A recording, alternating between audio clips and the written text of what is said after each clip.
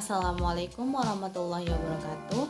Let me introduce myself first. My name is Emil Yani. I'm from class TBIA with the nickname 21 30 10 40 21.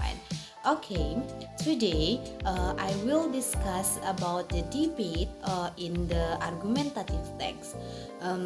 Debate is the one of the kind of the argumentative text. So in this video, I will discuss about the debate and give give the definition of the debate, the kind the structure of the debate, and this example from the structure of the debate.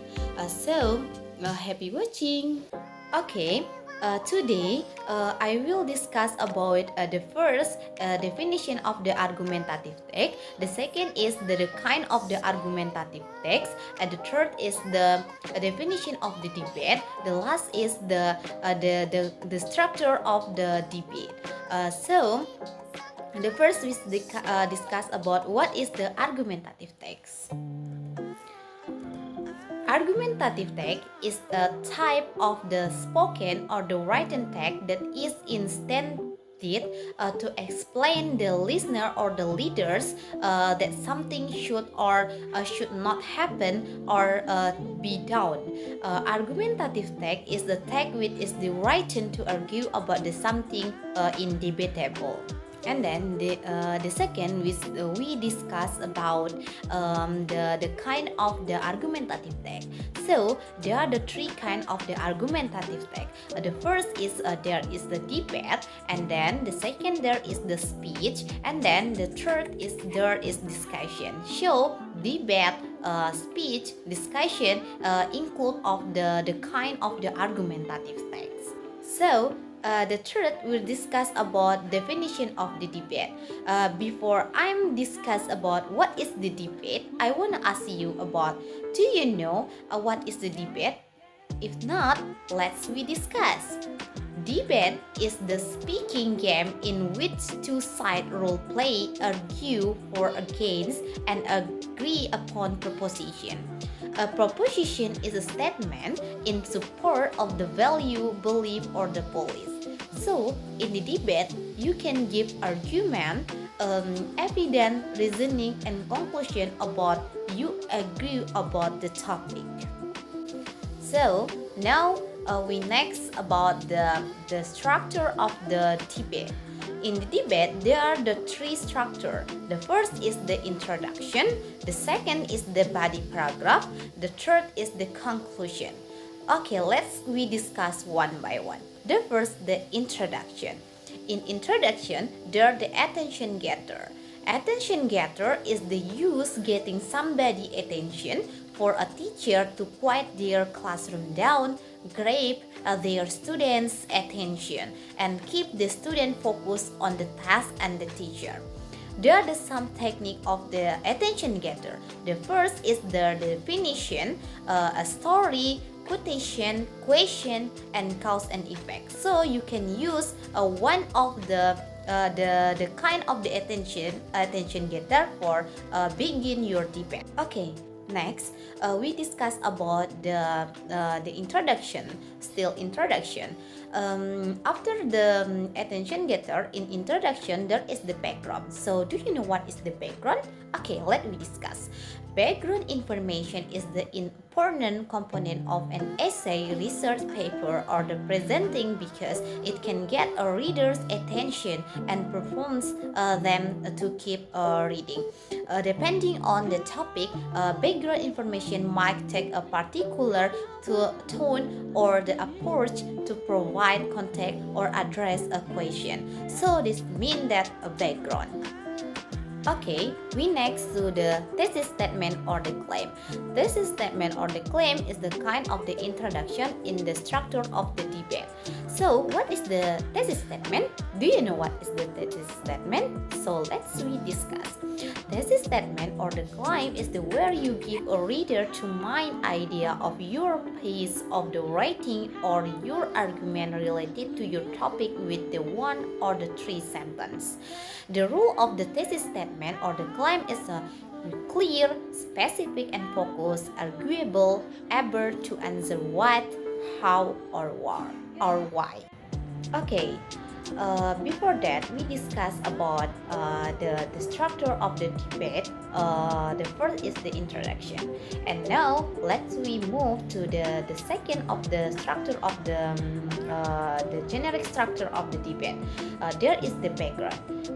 In the background, the first that is the argument. Do you know what is the argument? If not, we discuss. Argument is generally defined as the valid combination between the claim and the premises, which in education is the highly related to the highly quality meaning and learning.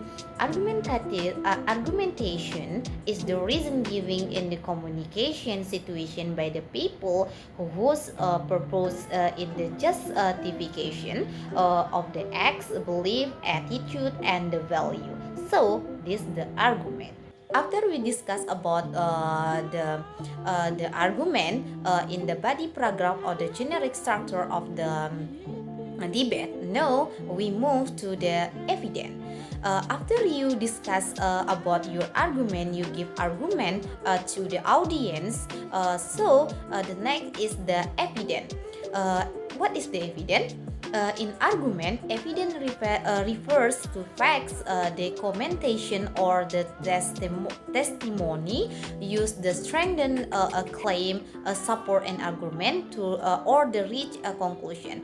Evidence can take the form of the facts, statistical data, a real life example, or the relevant quotation. So, evidence you use to support about your argument and to prove to the listener your argument or claim is the really true with the give the evidence. So it is the evidence. And next, the third of the background in the generic structure of the arguments, generic structure of the debate, there is the reasoning. Reasoning or the statement or of the support for the claims, making those claims something more than mere assertion. If the reason do not make a sense, is the hypothetical challenge or the biggest test. There is the probably something wrong with the logical of the argument. It is the reasoning. You give a reason why your claim, your argument is the true, and the reasoning to support evidence, your evidence. And next, we still in the body paragraph. In body paragraph, there is the rebuttal. What is the rebuttal? A rebuttal is the response to your opposition argument that demonstrates why their present stand or the claim and argument is the incorrect or wrong. A rebuttal is about pointing out of the difference between your team's argument and your opposition. In rebuttal, you use that your argument is the true and the opposition teams is not true. So you give evidence and reason why your claim or your argument is true. So it means that rebuttal. Next, we continue about the generic structure of the debate in argumentative text. The first there is the introduction, body paragraph, and the last is there is the conclusion. Conclusion and argumentative essay. Conclusion is the essential as is the convey the final impression you leave with your reader. Its goal is to present that thesis, summarize the essay body, and leave reader with the last impression. So, in the conclusion, there is the restate the thesis, summarize the supporting paragraph, create the final and general statement. So, in the conclusion, you can conclude your argument, claim, evidence, and then reasoning why you agree about this topic. So, this is the conclusion. Okay, we have done discuss about the definition of the argumentative text, the kind of the argumentative text, what is the debate, and then the generic structure of the debate. So in the generic structure of the debate, there is the introduction. In introduction, there is the attention getter, background, climb, and then the background, and then the body paragraph. There is the argument, reasoning, evidence, rebuttal, and then there is the conclusion. So it's the generic structure of the debate. So to make you understand more what is the debate, let's we discuss, or let's I give you some example of the debate. Let's we look the example of the debate, and let's we discuss one by one. Ready? Ready?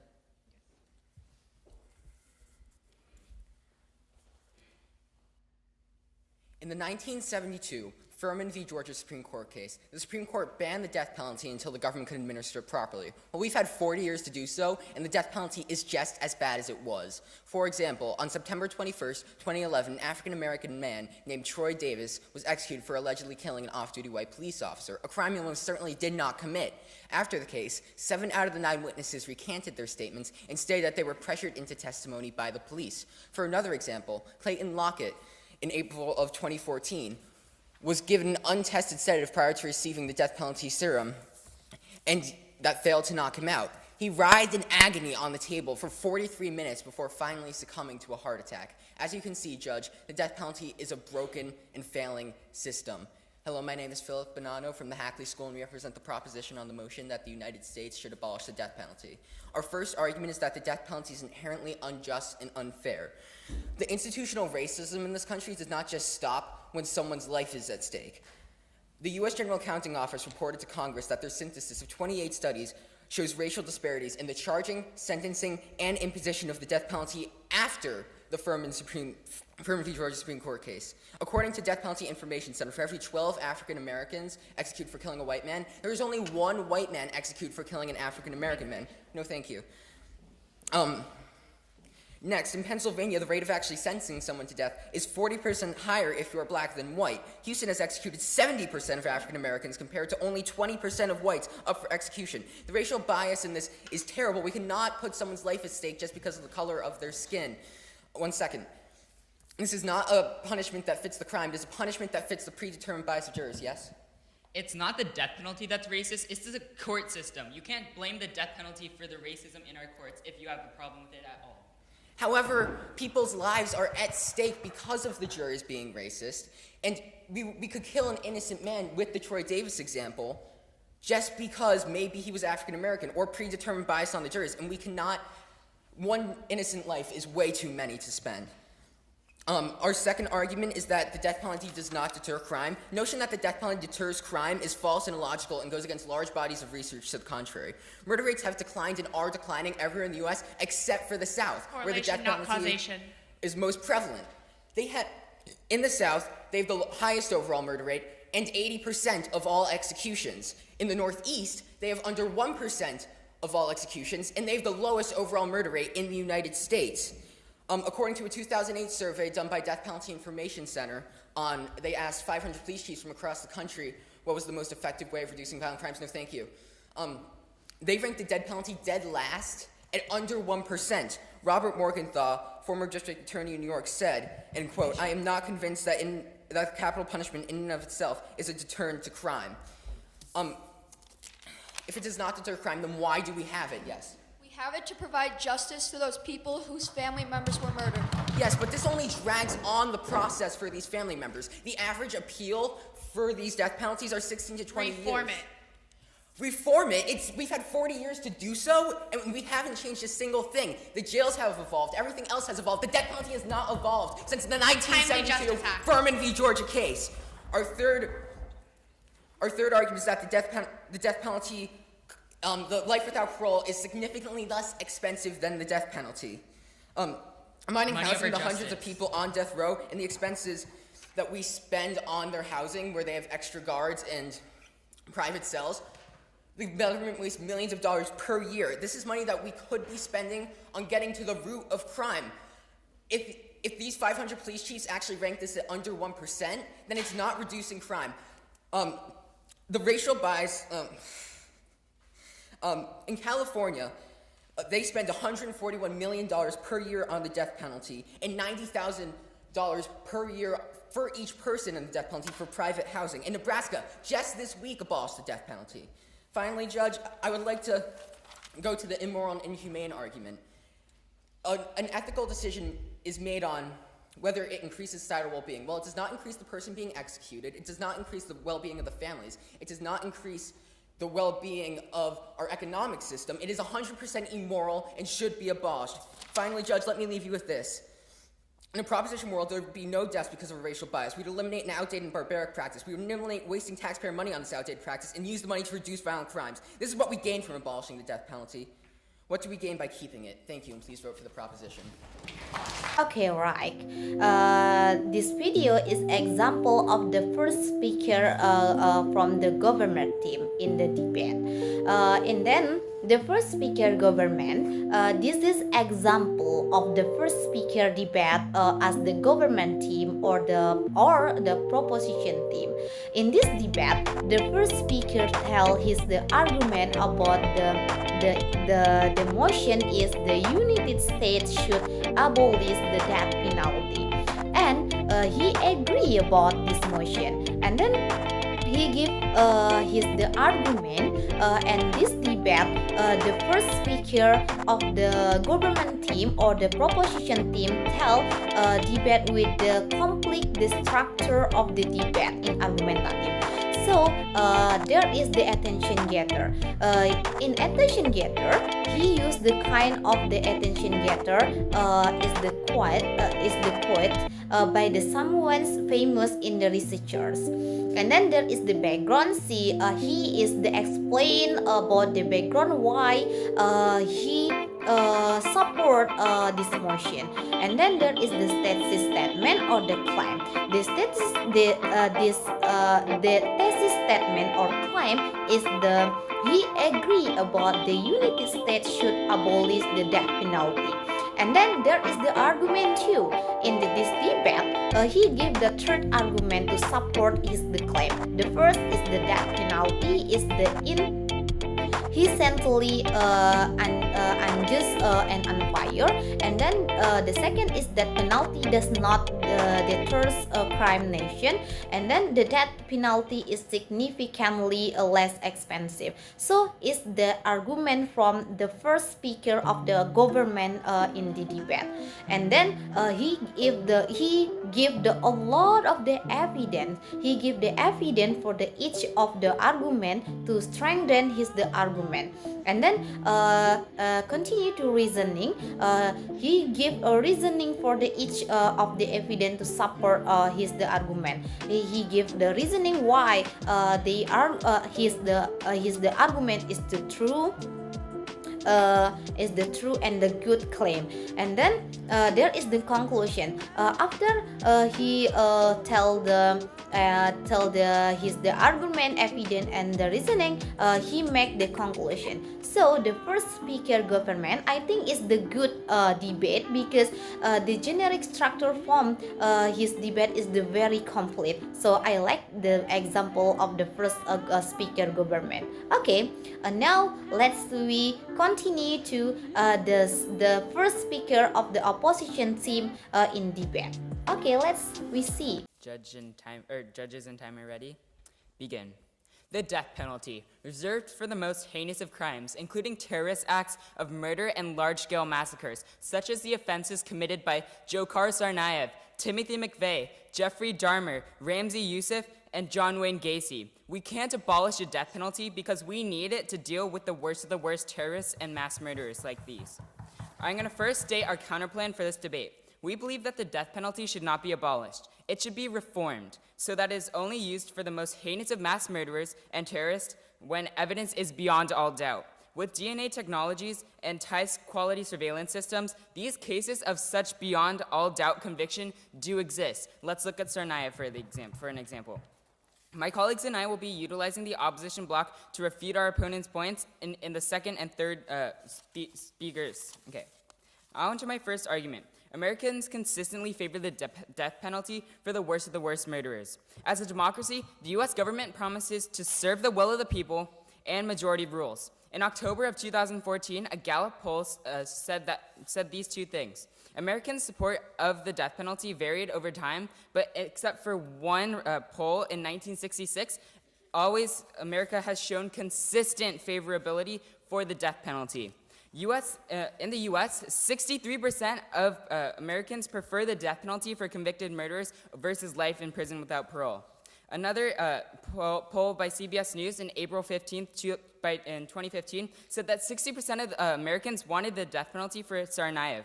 Additionally, in April 2015, the Pew Research Center had a survey and said that 63% of Americans think that the death penalty is morally justified.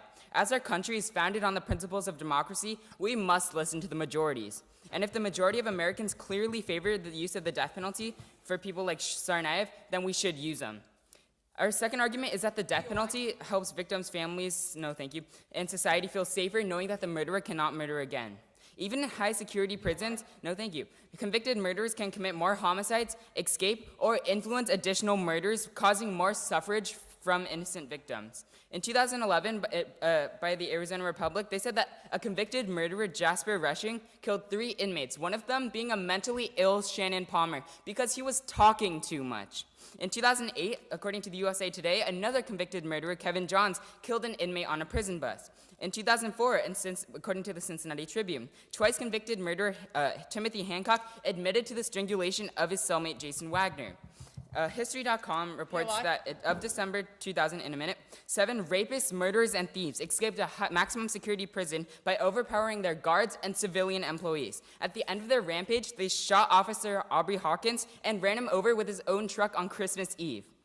According to the U.S. Department of Justice, 672 prison homicides occurred from 2001 to 2012. The death penalty? Yes.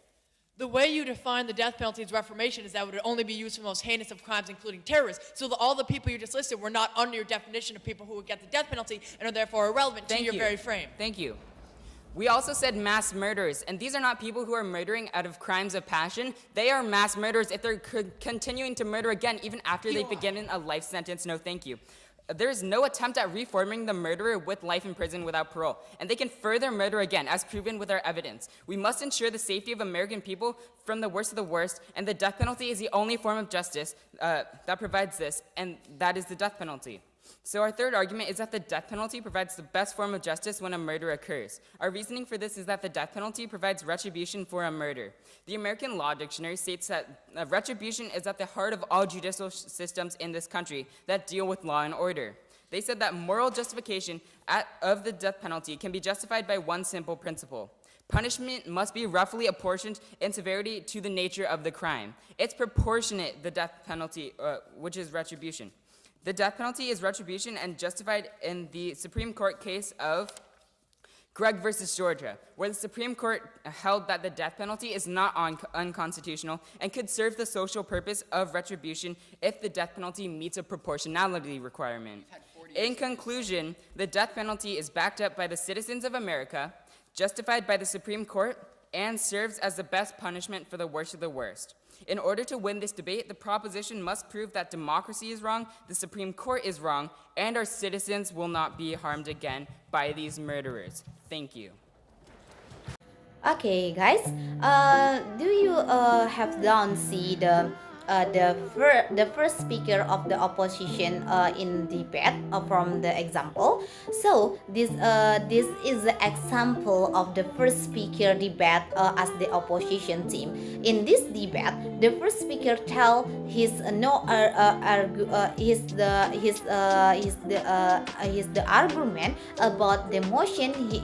He not agree about the United States should abolish the death penalty, and he give the argument to shepherd why he not agree. In this debate, The first speaker opposition tell the debate with the complete structure of the debate in argumentative text.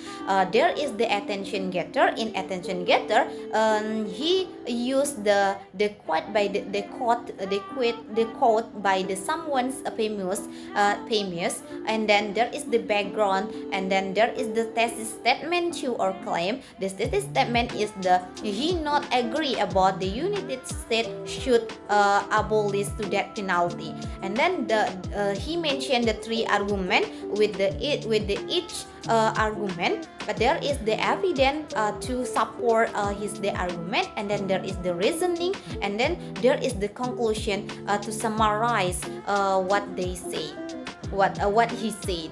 So it is the example of the first speaker of the opposition team in the debate.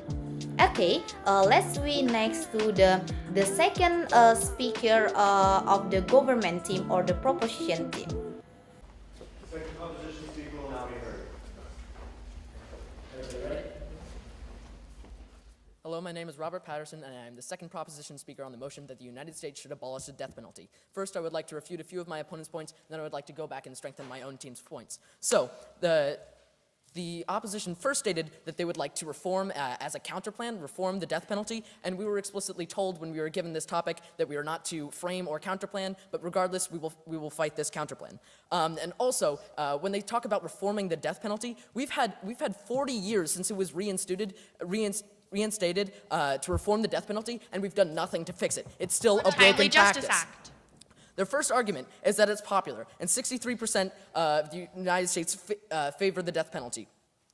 Well, Judge, as you can see, in recent years, the death penalty favor has gone down drastically and has been going down steadily. Still majority. Yes, it's still a majority today, but I guarantee you, in 10 years down the road, it will no longer be a majority. Assumption. As polls show, it is going down drastically, and the majority of the rest of the world is not in favor of the death penalty. Their second point is that murderers and heinous criminals cannot murder again or cannot cause acts of terror on the world again if they are killed. And killing is the only way to stop them from murdering again. They give a few anecdotal stories of how people can escape and people can murder again. This is not the majority of the prison system, and while the prison system is not perfect, it is still a better... Information? No, thank you. It is still a better difference than the death penalty. The third argument is that it's the best form of justice and that it causes retribution and... The punishment is proportionate to the crime. Well, as this will go into in one of my first arguments, is that it is immoral and inhumane, and vengeance is not necessarily the best form of retribution. So now I'd like to go on and state our own team's points. The first point I would like to bring up is that the death penalty is immoral and inhumane. Our first subpoint is that this makes victims feel even worse. Take this quote. No, thank you. Watching the execution left me with horror and emptiness, confirming what I had already come to realize. Capital punishment only continues the violence that has a powerful, corrosive effect on society. Yes. It doesn't matter if some people think it is because the majority think it's okay, along with the Supreme Court, who has justified it recently. So to counter that point, again, popularity is going down, and Justice Stevens, who was originally in favor of reinstating the death penalty 40 years ago, has now, just a couple days ago, come out and said that they made a huge mistake and should not have reinstated it. So you say it's just one person. Well, this is one of the most prevalent people in favor on the Supreme Court. No, thank you. In favor of the death penalty. So this quote. Is a horrifying quote coming from Ronald, a 29-year-old in Texas, after witnessing the execution of the murderer of his sister. And this shows that many victims are not in favor of it, and including they brought up the example of Jakhar Tsarnaev.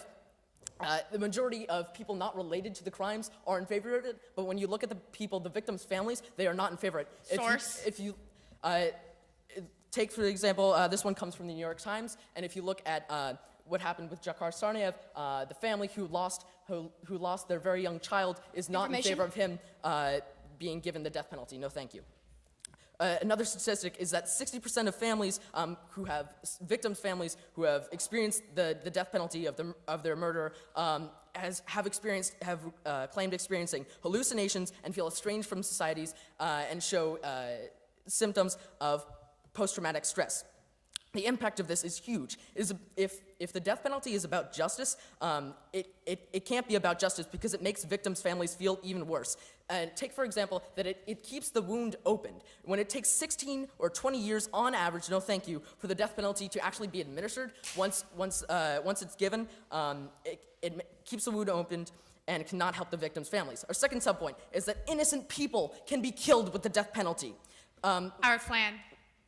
Again, you brought up the counterplan. We refuted this by saying we're not supposed to have a counterplan. But so at least 10 innocent people have been killed with a death penalty over the last 40 years. Take, for example, and we know that 153 innocent people have been exonerated from death row. 153 innocent people that were not guilty of any crime that could have been killed. Exonerated. Exonerated, right? So they were found. System working. They were found not guilty and they were removed from death row. But 10 people, one life is way too many. But when you have 10 innocent people killed by this practice, it can no longer be used. Our other points was that it is economically a huge waste of money. It does not cause deterrence, as we have shown, and the death penalty is inherently unfair. Thank you, and please vote for the proposition. Okay guys, have you done to see the second speaker of the government team? This is the example of the second speaker of the government team in this debate. The speaker rebuttal or refute the first speaker to want to rebuttal or refute the argument of the first speaker of the opposition team.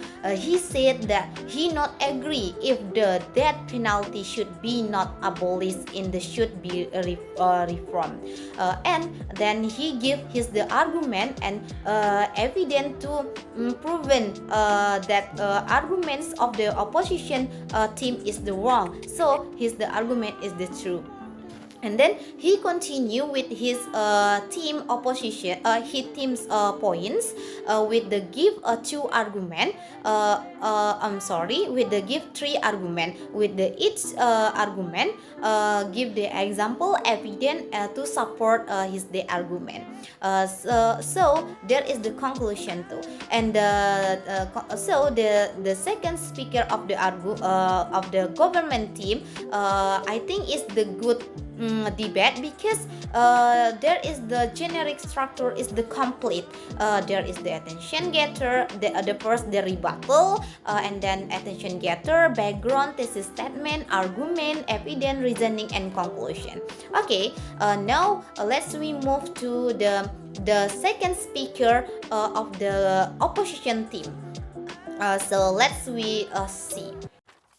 Begin. Shortly after Nathaniel Gordon's life ended in 1862 with the death penalty, Abraham Lincoln, who had the power to grant clemency, wrote, "I think I would personally prefer to let this man live in confinement and let him meditate on his deeds. Yet in the name of justice and the majesty of law, there ought to be one case, at least one specific incident of a professional slave trader, a northern white man, given the exact penalty of death because of the incalculable number of deaths he and his kind inflicted upon men during the horror voyage across the sea of Africa. Even Abraham Lincoln, a president known for giving clemency from the death penalty, used the death penalty for the worst of the worst, directly in line with our plan. Hi, I'm Michael Sherlock, and I strongly believe that the United States should continue using the death penalty. I'd like to start off by refuting my opponent's points. First, they said we weren't told to have a counterplan, but you can go ask Sean Meany right up there, and the email never said anything about that.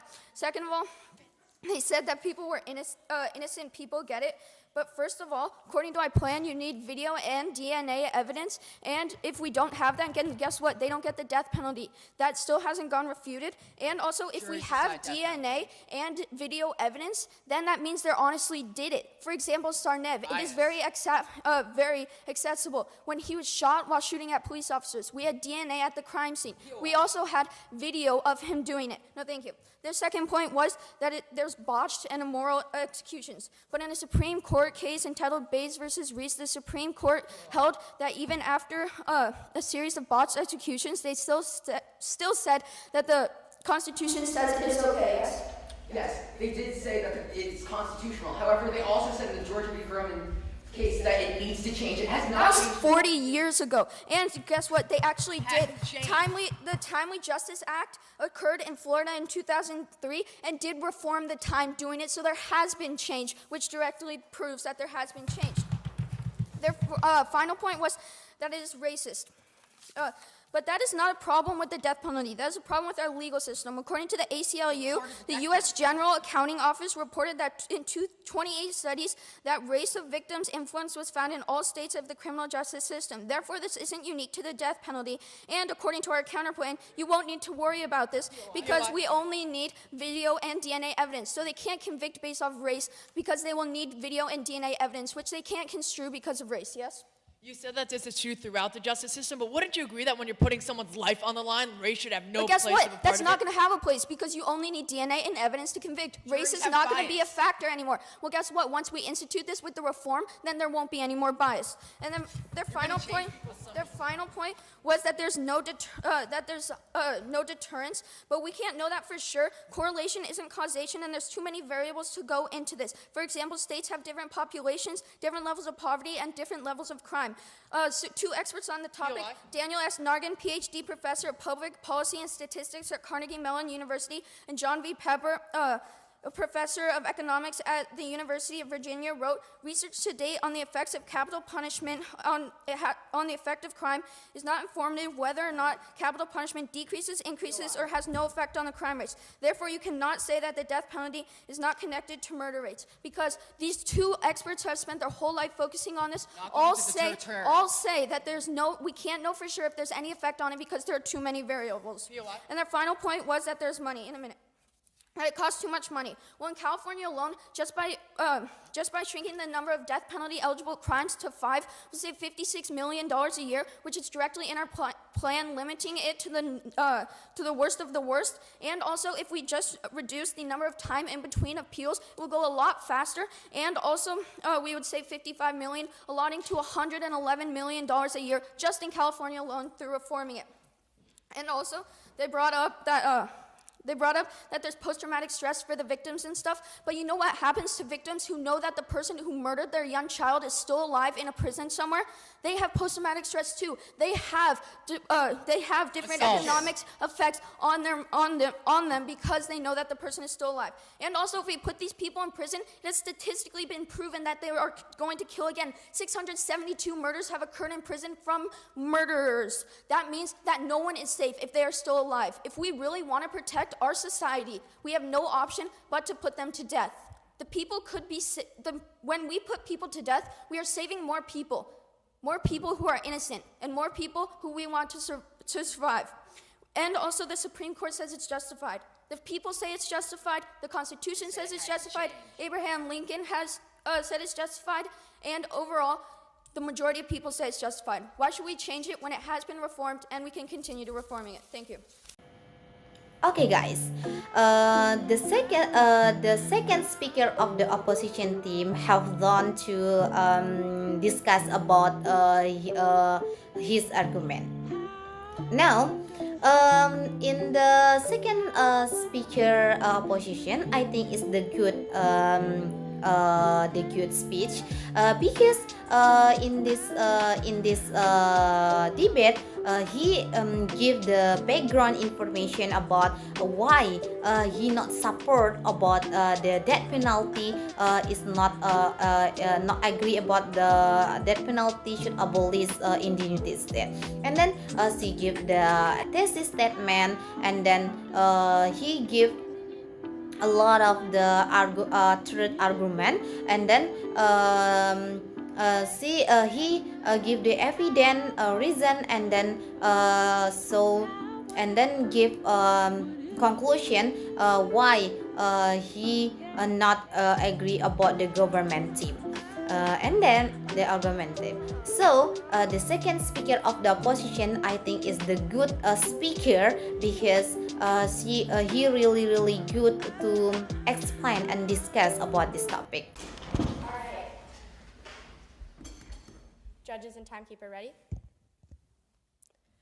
Begin. Hello, my name is Jenna Dyer. I'd like to start off by refuting my opponent's points, then I'll restate our arguments, and finally I'll weigh out this debate. Now that my second speaker has refuted their main points, I'd like to go on to refute the finer details of their points. Their speaker stated in a POI that our examples for our argument are not the worst of the worst. The ones that we stated have killed in prison.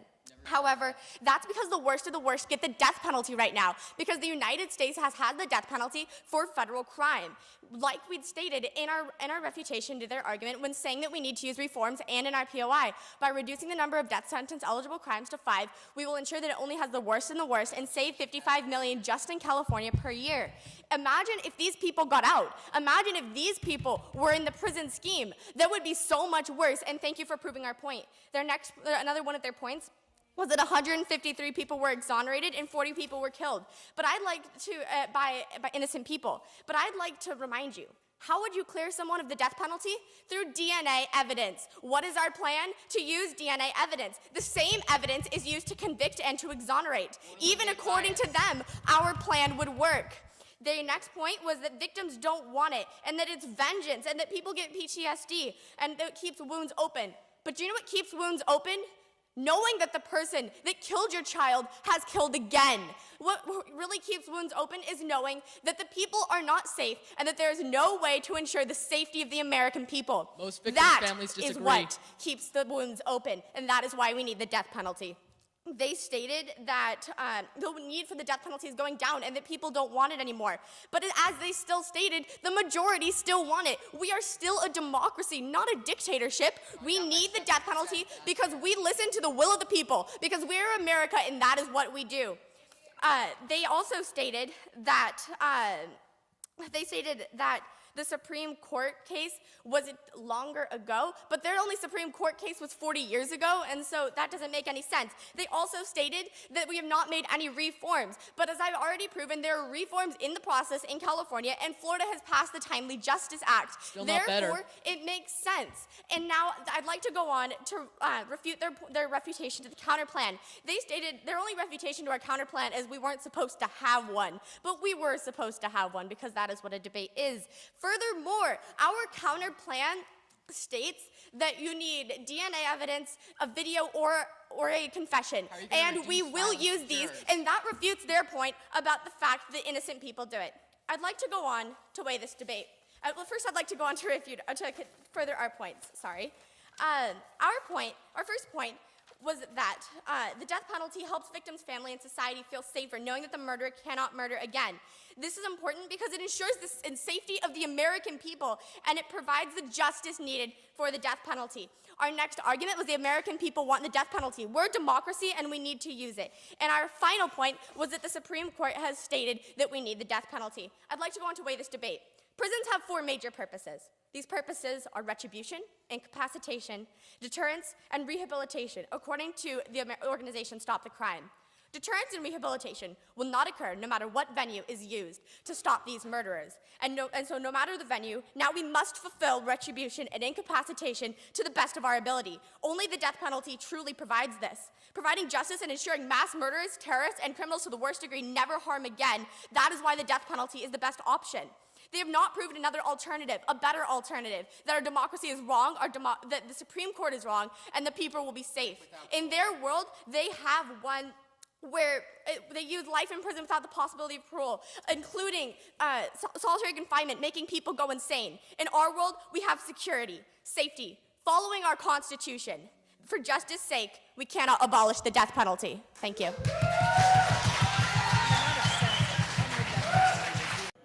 Okay, we next to the third speaker of the opposition team.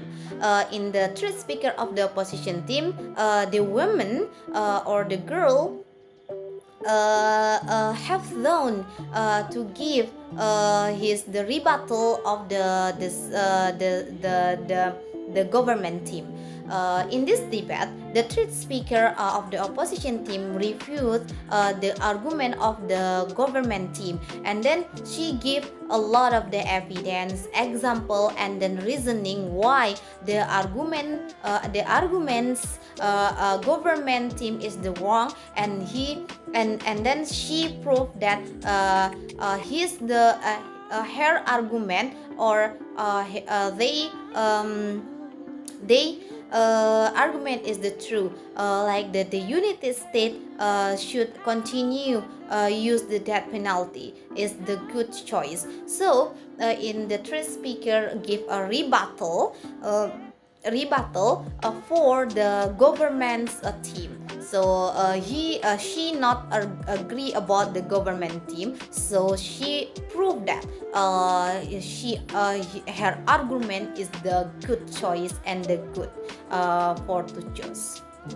Okay, let's next to the third speaker of the government team. Ready? Judge, in Abraham Lincoln's second inaugural address, he asked this union on the verge of a civil war to appeal to the better angels of their nature. Well, we would ask that you appeal to the better angels of your nature in resolving this debate. Hi, I'm Tark Wilkie. I'll be the proposition rebuttalist for the topic that's the U.S. should abolish death penalty. So first, I'd like to review my opponent's major points and their counter plan, re-strengthen our own points, and then weigh the debate and show why we really should abolish the death penalty. So most of my opponent's points fall under two main categories. One, it provides justice and retribution for families, and two, it is what the people want. So I'll start with the former. They've given all these anecdotes and what they think about how it will bring retribution to people's families, it will make them feel better, and that this is what the people want. But that is not what actually happens on victims' families. That might be what happened hypothetically in your mind. But when it comes to victims' families, that is not true. The parents of the 3-year-olds who died in the Boston bombing came out and said they do not support the death penalty for Ashok Assalamualaikum because that means he will be published in the publicity and for news for much longer, and they will be unable to hear. And in Massachusetts, only 20% of people said that they supported the death penalty for Ashok Assalamualaikum. Nationally, 6% of people, but in Boston, where it actually happened, only 20% of people said they were in favor of the death penalty. So by your logic, if we're going by the will of the people in Massachusetts, where the crime actually happened, then the death penalty would not have occurred Torture. Their next point, their other point is going on to the justice point about how it fulfills retribution. But it doesn't fulfill retribution in the best possible way. It only makes it worse for victims' families. We gave the example of someone who said after they watched the execution of the person who murdered their sister that they felt much worse. Judge, all the arguments that the opposition gave about, we just gave the example of Shokar Sona's parents. Another example from the ACLU, there was a girl who, when she was 6, her father was murdered. And she said she stayed up all night crying about how she did not want the murder to get the death penalty. Because even at 6, she knew that fighting violence with violence only leads to more violence. Their victim families do not support the death penalty. And then if you go on to the point about how it's with the Constitution, that's what the democracy wants, that's what people want. But as we said, death penalty is declined. Multiple states have abolished death penalty, including Nebraska. It is still a very slight majority, only 10%, and the government needs to make this decision for the betterment of the people. Looking at the evidence, they need to show that when they're weighing the evidence, with the slight will of the people should not be weighed more than all the points that we've had. And then I'll next address their counterplan. They said that the way they're going to frame it, that it's going to be only DNA evidence and only video evidence, and that this is going to end all racial bias in sentencing. Judge, this should sound completely illogical to you. First off, if they're out of this, their counterplan seems very impossible to put in. As we showed 40 years ago, a similar plan was instituted by the Supreme Court, and none of it ended up happening. Death penalty is still broken. And two, the point about that is that they said that the DNA evidence and video evidence will be needed. But does that mean that automatically happens if the judges see some DNA evidence or questionable DNA evidence that they're going to immediately convict a person? No, of course not. You can't institute that law. Therefore, the racial bias will still be present. We will still be sentencing people based on the color of their skin. Then it comes to the deterrence argument. We said that that it does not deter crime. They said, well, you can never know. Well, if the burden is on the people saying it deters crime, not on the people saying it does not deter crime. So that argument goes our way because we're showing that it does not deter crime. Provides justice. It does not provide justice for the victims' families or for the people, as I proved multiple times already. Now I'd like to weigh this debate. So, Judge, let's think tomorrow. If we abolish death penalty, what will we gain and what will we lose? Let's start with the opposition. What will we lose? We have already shown that it does not deter crime, does not provide justice for victims' families. So the only point they have is a slight 10% majority of people across the country. Many of whom do not know it. Now let's look at what we gain. We would first off gain millions of dollars back immediately that could be used for more humane causes to end crime. We would be able to get moral to show the world that we understand that fighting violence with violence only leads to more violence. Mahatma Gandhi once said, an eye for an eye just makes the whole world blind. Well, Judge, let's stop blinding the world. Thank you, and for these reasons, we are proud to propose. Okay, have you finished the debate from the third speaker of the government team?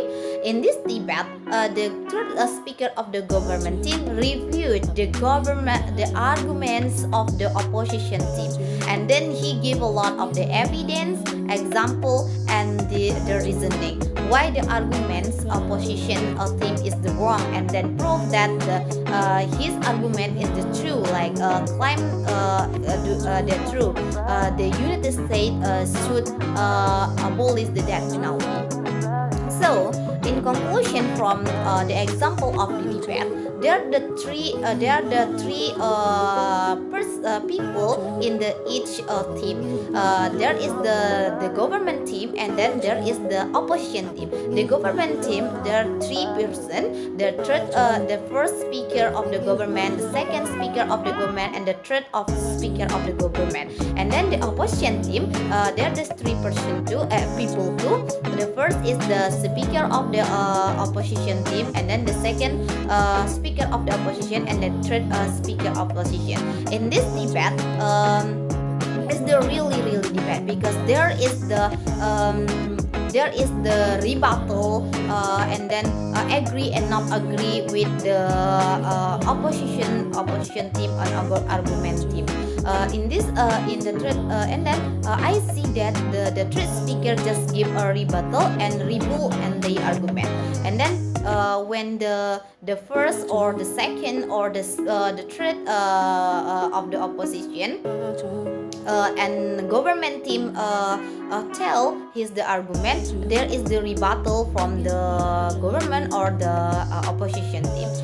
So I think it's the really good debate, and then use the English so good too, because the native speaker, right? So I think there is the weakness from the debate. I think is when there is the third speaker of government team. I think is the really fast to speak. So he like angry. He like angry to the opposition team, because always to refute and their argument. So I think this is a good debate for me, because the generic structure of the debate is very complete. Okay, that's all for me. If there's any mistake, please forgive me. And I'm Emil Yani. Assalamualaikum warahmatullahi wabarakatuh.